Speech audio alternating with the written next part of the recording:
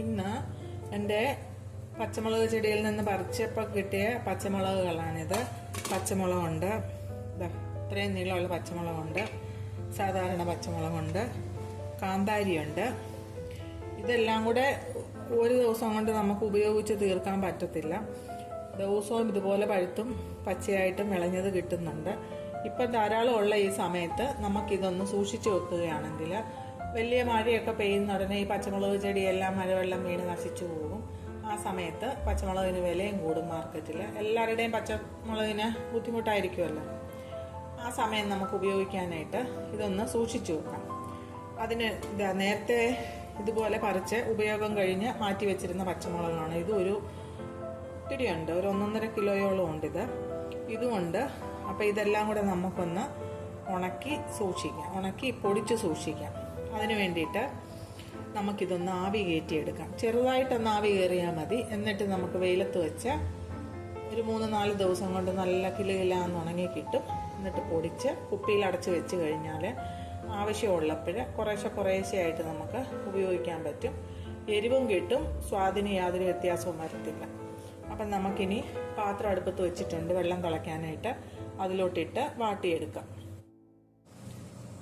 പച്ചമുളകിന് ആവി വരുത്തുന്നതിന് വേണ്ടിയിട്ട് നമ്മളൊരു പാത്രത്തിൽ വെള്ളം വെച്ചു, ഇഡലിയുടെ തട്ട് വെച്ചിട്ടുണ്ട്. ഇനി ഇതിലേക്ക് നമുക്ക് ഈ പച്ചമുളക് ഇട്ട് കൊടുക്കാം.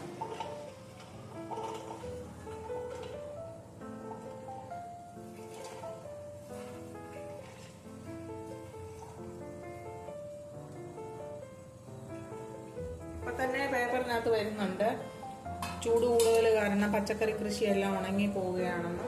അങ്ങനത്തെ ഒരു അവസ്ഥ വന്നു കഴിഞ്ഞാൽ തീർച്ചയായിട്ടും പച്ചമുളകിനൊക്കെ വില കൂടും.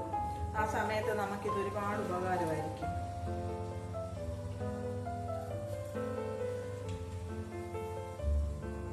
നമ്മുടെ പച്ചമുളകെല്ലാം പാത്രത്തിനകത്താക്കി ചെറുതായിട്ട് ആവി വരാൻ തുടങ്ങി. ഇനി ഇതൊരു 2-3 മിനിറ്റ് നേരം നമുക്കൊന്ന് അടച്ചു വെക്കാം. തീ ഫുൾ ഫ്ലെയിമിൽ തന്നെ ഇരിക്കട്ടെ. ആവി വന്നു കഴിഞ്ഞിട്ട് നമുക്കതെടുത്ത് വെയിലത്ത് വെച്ച് ഉണക്കിയെടുക്കാം. 2-3 ദിവസം കഴിഞ്ഞ് നമുക്ക് നന്നായിട്ട് ഉണങ്ങി കിട്ടും. ഏകദേശം ഒരു 2-3 മിനിറ്റ് കഴിഞ്ഞു. നമുക്കിതൊന്ന് തുറന്ന് നോക്കാം എങ്ങനെയുണ്ടെന്ന്. നന്നായിട്ടൊന്ന് വാടി വന്നിട്ടുണ്ട്. ഇത്രയും മതി. ഇനി നമുക്കിതെടുത്ത് വെച്ച് വെയിലത്ത് വെച്ച് ഉണക്കിയെടുക്കാം.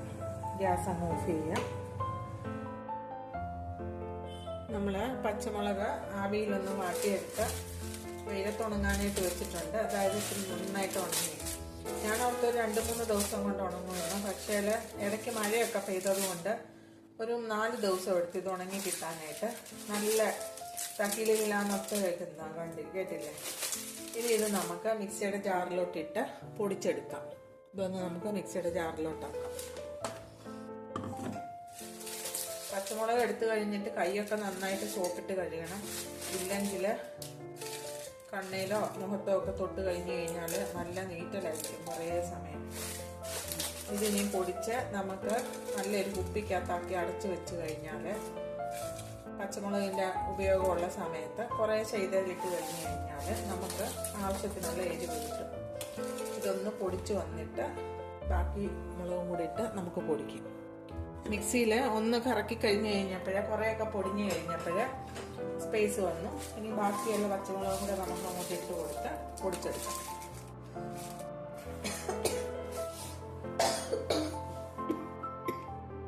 ഇടയ്ക്കൊന്ന്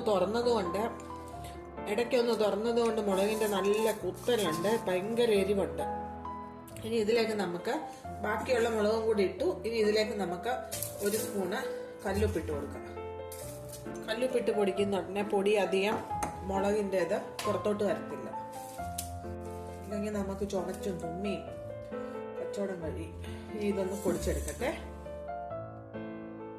നമ്മുടെ മുളക് പൊടിച്ചു. ഏകദേശം ഒരു 5-10 മിനിറ്റ് കഴിഞ്ഞാണ് ഞാനിപ്പോൾ തുറക്കുന്നത്. ഇല്ലെങ്കിൽ ഈ പൊടി മുഴുവനും മൂക്കി കയറി ചുമച്ച് തുമ്മി കച്ചവടം കഴിയും. ഇപ്പം തന്നെ മുളകിൻ്റെ ആ കുത്തൽ വരുന്നുണ്ട്. നമുക്കിനി ഇതൊരു കുപ്പിയിലോട്ടാക്കാം. നമ്മുടെ പൊടിച്ച മുളക് ഒരു കുപ്പിക്കകത്താക്കി തയ്യാറാക്കി വെച്ചു. ഇനി ഇത് നമുക്ക് ആവശ്യമുള്ളപ്പോൾ കുറേശ്ശെയായിട്ട് ഉപയോഗിക്കാൻ പറ്റും.